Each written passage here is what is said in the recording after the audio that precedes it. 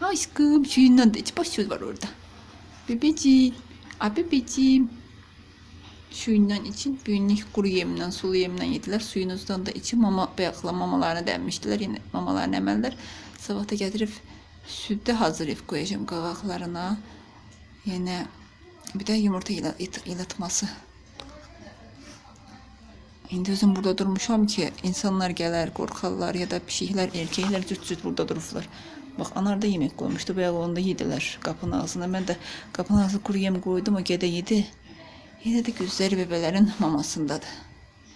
Ona göre şey demirəm, çəkəmirəm burada. Özüm biraz plastikarda getdim ki boyları çatsın suya. İçir, şu içir. Ay acını yemiş yani acını. Ama maşallah. Allah kuruşun işi, Allah kuruşun maşallah.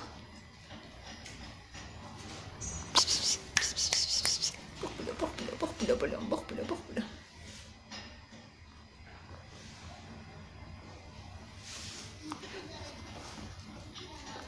Komacılar sen komacılar burada komacılar.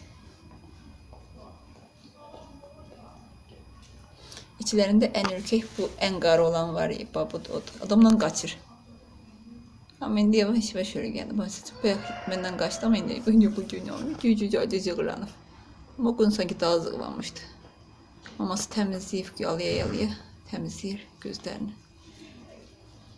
Körpələri gətirib bura qoyublar. İkiyə belə layiq görmələri zalimlər. En azından içlerinden biri vicdanı çıxıb kutu qoyub altlarına.